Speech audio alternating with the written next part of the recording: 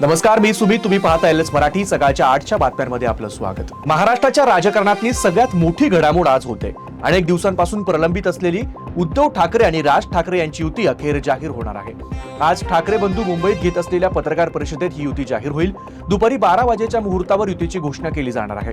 मुंबईतील blue C हॉटेलमध्ये ठाकरे बंधू एकत्र येणार आहेत. मुंबईसह इतरही महापालिकांमध्ये ही युती होणार असल्याचं संजय राऊत यांनी जाहीर केलंय. लोकशाहीमध्ये सगळ्यांना युती आघाडी करण्याचा अधिकार आहे, पण काही युती आघाड्या या फक्त खुर्ची आणि सत्तेसाठी केल्या जातात असं म्हणत नाव न घेत एकनाथ शिंदे यांनी उद्धव ठाकरे आणि राज ठाकरे यांच्या युतीवर टीका केली आहे. आमची युती विकास आणि जनतेसाठी आहे, पण काही लोक स्वतःच्या फायद्यासाठी एकत्र येत आहेत. मुंबई आणि इतर महापालिकांमध्ये फक्त राज्यातील महापालिका निवडणुकांचं बिगुल वाजलंय. सर्वच राजकीय पक्षांनी हालचाली सुरू केल्यात. दरम्यान या निवडणुकांच्या पार्श्वभूमीवर काँग्रेस, राष्ट्रवादी काँग्रेस, भाजप, शिवसेना, शरद पवार गट, शिवसेना ठाकरे गट यांच्यात युती आणि आघाड्यांसंदर्भात चर्चा सुरू आहे. अशातच मुंबई महापालिकेसाठी राष्ट्रवादी काँग्रेस, शरद पवार गटाकडून काँग्रेसला 50 जागांसाठीचा प्रस्ताव देण्यात आल्याची माहिती सूत्रांनी दिली आहे. शिंदे शिवसेना आगामी मुंबई मनपा निवडणुकीसाठी 112 जागा लढण्यावर ठाम आहे.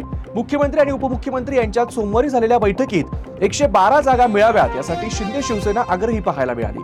मुंबईतील मराठी बहुल भागामध्ये जास्तीत जास्त जागा लढवण्यासाठी शिंदे शिवसेना इच्छुक आहे. नाशिक महानगरपालिका निवडणुकीच्या रणधुमाळीत महायुतीतील जागा वाटपाचा पेच अधिकच वाढलाय.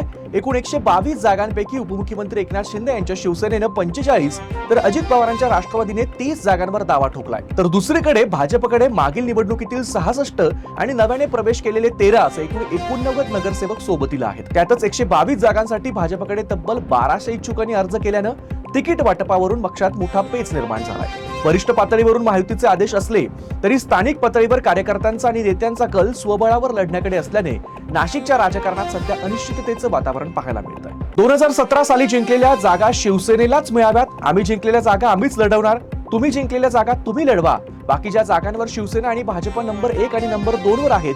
त्या जागांबाबत एकनाथ शिंदे आणि देवेंद्र फडणवीस ठरवतील अशी मागणी शिवसेना नेत्यांकडून भाजप नेत्यांकडे करण्यात आल्याची माहिती सूत्रांनी दिली आहे. रवींद्र धंगेकर उपमुख्यमंत्री एकनाथ शिंदे यांची मुंबईत भेट घेणार आहेत. शिंदेच्या शिवसेनेनं कार्यकर्त्यांना संधी मिळावी यासाठी पुणे महानगरपालिकेत 165 जागा लढवाव्यात अशी रवींद्र धंगेकरांची इच्छा आहे. पुणे महापालिका निवडणूक स्वबळावर लढवावी यासाठी धंगेकर आग्रही आहेत. या संदर्भात रवींद्र धंगेकर उपमुख्यमंत्र्यांची भेट घेणार आहेत. पुण्यात दोन्ही राष्ट्रवादी एकत्र येण्यास प्रशांत जगताप यांनी विरोध दर्शवलाय. सुप्रिया सुळे आणि शशिकांत शिंदे यांच्याकडे प्रस्ताव दिला असल्याची माहिती जगतापांनी दिली आहे. आज पुण्यात सुप्रिया सुळे जगतापांच्या प्रस्तावावर चर्चा करणार आहेत. मुंबई महापालिकेसाठी कार्यालयीन कामकाजाच्या वेळेत 23 निवडणूक निर्णय अधिकारी कार्यालयामधून एकूण 4165 नामनिर्देशन अर्जांचं वितरण करण्यात आलं. मात्र पहिल्या दिवशी एकही नामनिर्देशन पत्र दाखल झालेलं नाही. जागतिक बाजारातील घडामोडी आणि भूराजकीय तणावामुळे सोन्या चांदीने आजवरचे सर्व विक्रम मोडीत काढलेत.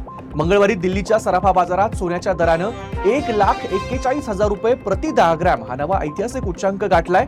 केवळ सोन्यानेच नाही तर चांदीनेही 2,17,000 रुपये प्रति किलोचा टप्पा गाठून गुंतवणूकदारांना मालामाल केलाय. मात्र सणासुदीसाठी किंवा लग्न सराईसाठी सोने चांदी खरेदी करणाऱ्या सर्वसामान्य ग्राहकांना किंमत वाढल्यानं झटका बसलाय. या होत्या आताच्या महत्त्वाच्या बातम्या. बघत रहा एलएस मराठी.